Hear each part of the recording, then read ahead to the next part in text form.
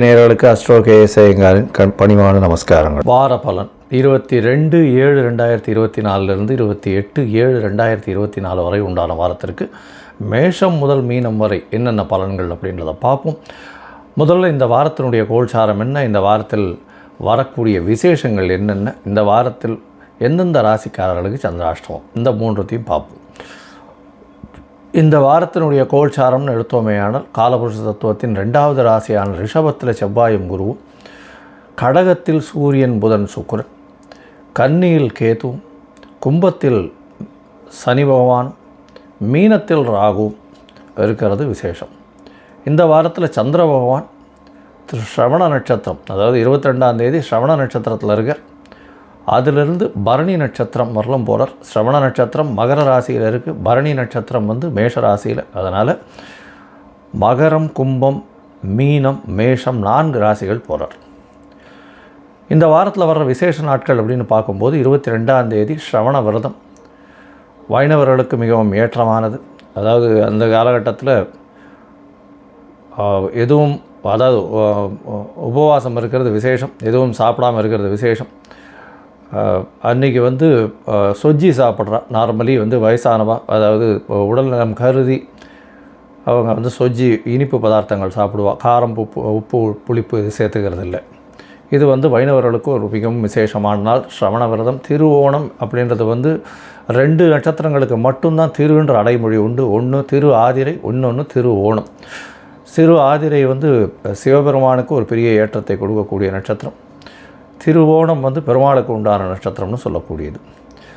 இந்த வாரம் பார்த்தாலேயானால் 23ஆம் தேதி ஸ்ரீ காஞ்சி காமகோடிபுரம் ஸ்ரீ ஜெயேந்திர சரஸ்வதி சுவாமிகளுடைய ஜெயந்தி வருது. 23/7/2024 அன்றைக்கி. 24ஆம் தேதி சங்கடஹர சதுர்த்தி. சங்கடஹர சதுர்த்தி அப்படின்னும் போது பௌர்ணமியிலேருந்து தேய்பிறை சதுர்த்தி. சங்கடங்களை ஹரன வதைக்கக்கூடிய சதுர்த்தி. எந்த ஒரு விஷயமும் இருந்தாலும் அந்த சங்கடங்களை போக்கக்கூடிய சதுர்த்தி. அதனால் அருகில் இருக்கக்கூடிய விநாயகர் கோவிலுக்கு போய் ஒரு தேங்காயை உடைச்சிட்டு 9 தரம் சுற்றி வாங்கும், 9 தோப்புக்கரணம் போடுங்க. நல்ல ஒரு ஏற்றமும் மாற்றமும் நிச்சயமாக வரும். விநாயகப் பெருமானுக்கு பெரிய ஏற்றம் கிடைக்கக்கூடிய நாள். 24ஆம் தேதி சங்கடஹர சதுர்த்தி. 26ஆம் தேதி அவமாகம் அப்படின்னு போட்டிருக்கும். அவமாகம்னா ஒரு திதியோ நட்சத்திரமோ யோகமோ, 3 திதியோ நட்சத்திரமோ யோகமோ ஒரே நாளில் வர்றதை அவமாகம்னு சொல்கிறோம். இது விசேஷங்கள் பண்ணக்கூடிய நாள் கிடையாது. அதாவது பொதுவாகவே இது ஆடி மாதம்ன்றதுனால வீட்டு விசேஷங்கள் அதுவாக இருக்காது. இருந்தாலும் விசேஷங்கள் எடுத்து பண்ணுறது நல்லதில்லை. இந்த அவமாகம் இன்றைக்கி பார்த்தாலேயானால் பஞ்சமி, சஷ்டி, சப்தமி 3 திதிகள் வருது. பஞ்சமி திதி 19 வினாழிகைகள் இருக்குது.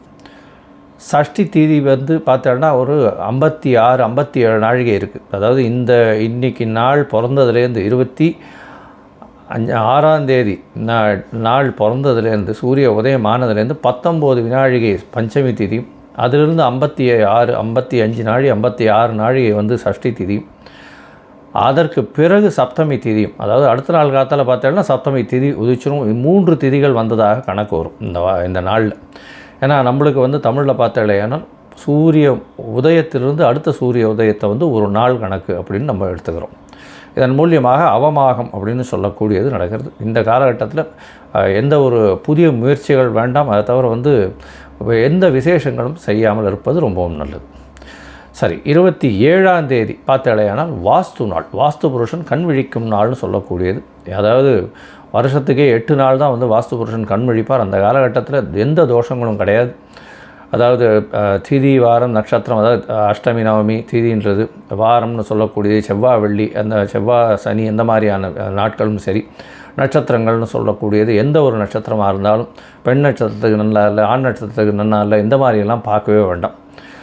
இது ராகு காலம், யமகண்டம் இதெல்லாமும் பார்க்க வேண்டாம். அதனால் எல்லா வித நிர்தோஷங்கள் உண்டான நாள். அதாவது இந்த வாஸ்து புருஷன் கண்விழிக்கும் காலகட்டம்னு சொல்லக்கூடிய 6:52 8:22 வரலும் உண்டான நேரத்தில் வாஸ்து பூஜை போடுறது மிகவும் ஏற்றம். கடக்கால் பூஜை போடுறது, புதிய ப்ராஜெக்ட் ஆரம்பிக்கிறது, அதுவும் லேண்ட் ப்ரொமோட்டர்ஸ் புதிய ப்ராஜெக்ட் ஆரம்பிக்கிறது, அதை தவிர வந்து வாசக்கால் ஊன்றது, புதுசாக வந்து ரெஜிஸ்ட்ரேஷன் பண்ணிக்கிறது அன்றைக்கி, இதெல்லாம் வந்து நல்ல ஒரு ஏற்றத்தை கொடுக்கக்கூடும் அப்படின்றத சொல்கிறேன்.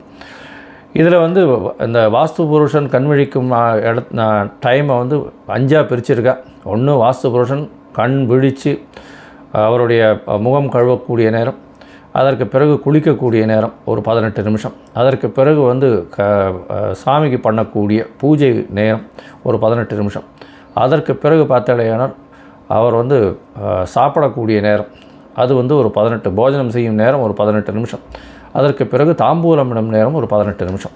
ஸோ இந்த தாம்பூலமிடும் நேரமும் போஜனம் செய்யும் நேரமான கடைசி 36 நிமிஷம், அதாவது 8:22 - 36 நிமிஷம், அந்த காலகட்டத்தில் பார்த்தேலையானால் உங்களுக்கு எல்லா விதமான ஏற்றங்களும் உண்டு. அந்த நேரத்தில் ஆரம்பிக்கிறது ரொம்பவும் விசேஷம் அப்படின்றத சொல்கிறோம். சரி, இந்த வாரம் எந்தெந்த ராசிக்காரர்களுக்கு சந்திராஷ்டமம் அப்படின்னு பார்க்கும்பொழுது மிதுனம், கடகம், சிம்மம், கன்னி இந்த 4 ராசிக்காரர்களுக்கு சந்திராஷ்டமம். சந்திராஷ்டமம்னா உங்களுடைய ராசிக்கு 8ஆம் இடத்துல சந்திர பகவான் மறையக்கூடிய காலகட்டம், அதாவது 8ஆம் இடத்துல கோச்சார சந்திரன் வந்து 8ஆம் இடத்துல மறையக்கூடிய காலகட்டம். அதனால் மயங்கக்கூடும், தவறான முடிவுகள் எடுக்கக்கூடிய காலகட்டம். புதிய முயற்சி வேண்டாம், வெளியூர் வெளிமாநில பிரயாணம் வேண்டாம். இந்த வாரம் வந்து சந்திராஷ்டம காலம் வர்றதுனால அருகில் இருக்கக்கூடிய விநாயக பெருமானுக்கு வந்து உங்களால் முடிஞ்ச அளவுக்கு ஒரு 2-3 குடம் தண்ணியாவது கொண்டு போய் கொடுத்துட்டு வாங்க, கொடுத்துட்டு அபிஷேகத்தை கொடுத்துட்டு வாங்க. ஏன்னா சதுர்த்தி வேறு வருது. அதனால் ஒரு நல்ல ஏற்றமும் மாற்றமும் நிச்சயமாக வரும். இந்த சங்கடகர சதுர்த்தியில் பண்ணுறதுனால சந்திராஷ்டமத்தின் தாக்கம் நிச்சயமாக குறையும். உங்களுக்கு என்னுடைய அஸ்ட்ராலஜிக்கல் கன்சல்ட் வேணும் என்கிட்ட அப்படின்னா நீங்கள் என்னுடைய கீழே என்னுடைய மொபைல் நம்பர் ஸ்க்ராலிங்கில் போயின்னு இருக்கோம். உங்களுக்கு அஸ்ட்ராலஜிக்கல் கன்சல்ட் தேவைப்பட்டால் எனக்கு காண்டாக்ட் பண்ணுங்க. உங்களுடைய date, time, place of birth, உங்களுடைய பெயர், உங்களுடைய தாய் தகப்பனார் பெயரை என்னை அனுப்புங்க. என்னுடைய கட்டணம் என்னென்னு சொல்கிறேன். அதற்கு பிறகு உங்களுக்கு வந்து அப்பாயின்மெண்ட்டு கொடுக்குறேன். உங்களுடைய ஜாதகத்தை போட்டு அதில் சந்தி இருக்கான்னு பார்க்குறேன். அதாவது நட்சத்திர சந்தி, பாத சந்தி, லக்ன சந்தி, அதாவது ஒரு நட்சத்திரத்தில் வந்து பாதங்கள் மாறி இருக்கும், ஒரு ராசியிலிருந்து அடுத்த ராசியில் இருக்கும். இந்த மாதிரியான நிறைய பிரச்சனைகள் இருக்குது. என்கிட்ட வர்ற நிறைய ஜாதகத்தில் அந்த மாதிரி இருக்குது. அதனால் அதை முதல்ல பார்த்துட்டு அதற்கு பிறகு உங்களுடைய ஜாதகத்தை போட்டுட்டு அப்பாயின்மெண்ட் தரேன். ஒரு 2-3 டேஸில் உங்களுக்கு வந்து அப்பாயின்மெண்ட் தரேன். அதற்கு பிறகு நம்ம வந்து டிஸ்கஸ் பண்ணலாம். உங்களுடைய பிரச்சனைகள் என்னன்றதை பார்த்து உங்களுடைய கோச்சார பிரகாரமும் உங்களுடைய தசாபுக்தி அந்தரம் சூக்ஷ்மம் பிரகாரமும் என்ன எளிய பரிகாரம் அப்படின்றத சொல்கிறேன். இப்போது மேஷம் முதல் மீனம் வரை 22/7/2024 28/7/2024 வரை உண்டான நாட்களில் என்னென்ன பலன் அப்படின்றத பார்க்கலாம். கடகம், புனர்பூசம், பூசமாயில்யம் இந்த 3 நட்சத்திரம் 9 பாதங்களை கொண்ட ராசி. ராசியின் அதிவேகமாக செல்லக்கூடிய சந்திர பகவான் உங்களுடைய ராசியில் இந்த வாரம் பார்த்தாலேயானால் 3 கிரகங்கள் சூரியன், புதன் மற்றும் சுக்கிரன் நல்ல ஒரு ஏற்றமான காலம். ஏன்னா ராசிக்கு 11ஆம் அதிபதி உங்களுடைய ராசியில் இருக்கிறதும் 11ஆம் இடத்தில் குரு பகவான் செவ்வாயோடு இருக்கிறதும் குருமங்கள யோகம் அமைகிறது பெரிய ஏற்றத்தை கொடுக்கக்கூடிய காலகட்டம். இந்த வாரம் பார்த்தாலேயானால் உங்களுக்கு பூமி சம்பந்தமாக திடீர் பணம் வரக்கூடிய வாய்ப்புகள் நிச்சயமாக உண்டு. இந்த வாரத்தில் எந்த காரியத்தை எடுத்தாலும் அதில் வெற்றி நிச்சயமாக கிடைக்கக்கூடிய காலகட்டமாக அமைய போகிறது. உங்களுடைய ராசிக்கு 8ஆம் இடத்துல சனி பகவான் இருந்தாலும், அதாவது அஷ்டமத்து சனி இருந்தாலும் வக்ரகதியில் இருக்கிறதுனால உங்களுக்கு அது ஒரு பெரிய பாதிப்பை ஏற்படுத்தாது. எதை தொட்டாலும் வெற்றி நிச்சயமாக கிடைக்கக்கூடிய காலகட்டம். மூத்த சகோதரர்கள் மூலியமாக நல்ல ஒரு ஏற்றமான செய்தி கிடைக்கக்கூடிய வாய்ப்புகள் நிச்சயமாக உண்டு.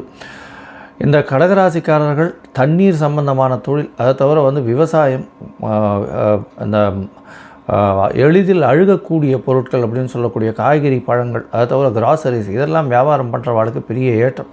இதை தவிர பார்த்தாலேயானால் உங்களுடைய ராசிக்கு சமையல்கலை வல்லுநர்கள் பெரிய ஏற்றத்தை கொடுக்கக்கூடிய காலகட்டமாக இருக்கும். தொழிலில் அபரிமிதமான ஏற்றம் இருக்கும். உங்களுடைய லாபாதிபதி இல்லைன்னா உங்களுடைய யோகாதிபதினு சொல்லக்கூடிய செவ்வாய் பகவான் 5-10க்கு உண்டானவர் பெரிய ஏற்றத்தில் இருக்கக்கூடிய காலகட்டம். அவரே 11ஆம் இடத்துல குரு பகவானோடு சேர்ந்து லாபஸ்தானத்தில் இருக்கிறது பெரிய ஏற்றத்தை கொடுக்கக்கூடிய காலகட்டம். எந்த தொழில் இருக்கிறீர்களோ அந்த தொழிலில் வெற்றி மிகவும் அதிகமாக இருக்கும். எதை தொட்டாலும் பொன்னாக இருக்கக்கூடிய வாரமாக இந்த வாரம் அமைய போகிறது. இந்த வாரத்தில் பார்த்தாலேயானால் உங்களுடைய ராசிக்கு சப்தமத்தில் சந்திர பகவான் இந்த வாரத்தை ஆரம்பிக்கிறார். உங்களுடைய ராசியை பார்க்குறது பெரிய விசேஷம். 22/7/2024 28/7/2024 வரை உண்டான வாரத்தில் சந்திர பகவான் உங்களுடைய ராசிக்கு சப்தமத்தில் இருக்கார். அதாவது 23ஆம் தேதி மதியம் ஒரு 12:45 மணி வரலும் இருக்கக்கூடிய காலகட்டமாக அமையிறது.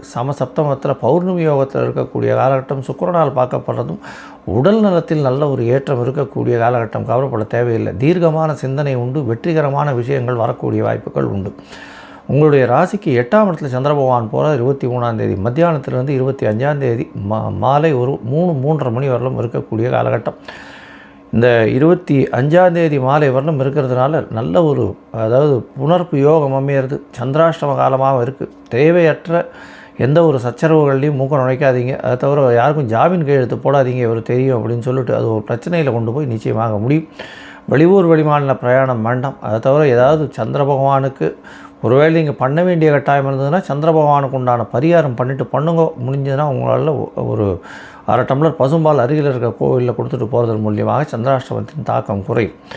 உங்களுடைய ராசிக்கு பார்த்தலையானால் 9ஆம் இடத்துல சந்திர பகவான் போகிறார். ராகுவோட சம்பந்தம் இருக்கிறதுனால நல்ல ஒரு ஏற்றம் இருக்கக்கூடிய காலகட்டம். தந்தையின் உடல்நிலையில் சற்று பின்னடைவு இருக்கும், இருந்தாலும் வெற்றி கிடைக்கக்கூடிய வாய்ப்புகள் நிச்சயமாக உண்டு. 9ஆம் இடத்துல போய் உங்களுடைய சந்திர பகவான் இருக்கிறது, ராசிநாதனே ராசிநாதன் 9ஆம் இடத்துல இருக்கிறதுனால நல்ல ஒரு ஏற்றம் கிடைக்கக்கூடிய காலகட்டமாக இருக்கும். இருந்தாலும் இந்த லக்கு ஃபேவர் பண்ணாது. சில நேரத்தில் பின்னடைவை சந்திக்கக்கூடிய காலகட்டமாக அமையும். உங்களுடைய ராசிக்கு 10ஆம் இடத்துல சந்திர பகவான் போகிறார். அது 27ஆம் தேதியிலிருந்து 29ஆம் தேதி 27ஆம் தேதி 5ஆம் தேதி 5 மணியிலிருந்து 29ஆம் தேதி இரவு ஒரு 8:30 மணி வரலும் இருக்கக்கூடிய காலகட்டம். இந்த காலகட்டத்தில் பார்த்தலையானால் சந்திர பகவான் உங்களுடைய ராசிக்கு 10ஆம் இடத்துல இருக்கார். ராசிநாதனே 10ஆம் இடத்துல இருக்கிறதுனால தொழிலில் அபரிமிதமான ஏற்றம் இருக்கும். அதுவும் இந்த வயல் பூமி, அதை தவிர இந்த இரிகேஷன் லேண்டு விவசாயிகளுக்கெல்லாம் பெரிய ஏற்றம் கிடைக்கக்கூடிய காலகட்டமாக இந்த வாரம் அமைய போகிறது. இந்த வாரத்தில் ஆடி மாதம்ன்றதுனாலையும் கடக மாதத்துலேயே சூரியன் உங்கள் ராசியிலேயே இருக்கிறதுனால அருகில் இருக்கக்கூடிய அம்மன் கோவிலில் போயிட்டு உங்களால் முடிஞ்ச அளவுக்கு அம்மனுக்கு உண்டான அதாவது பால் கொடுத்துட்டு வர்றதோ இல்லைன்னா தயிர் தானம் பண்ணிட்டு வர்றதோ மோர் கொடுத்துட்டு வர்றதோ இது ஒரு பெரிய ஏற்றத்தையும் மாற்றத்தையும் உங்களுடைய வாழ்க்கையில் கொடுக்கும். அதுவும் இந்த படிக்கக்கூடிய மாணவர்கள் நிச்சயமாக அம்மன் கோவிலுக்கு போயிட்டு வர்றதன் மூலியம் ஊர் எல்லை அம்மன் கோவிலில் போய் பார்த்துட்டு வர்றதுனாலையும் நல்ல ஒரு ஏற்றமும் மாற்றமும் இந்த வாரம் உங்களுக்கு வரும்.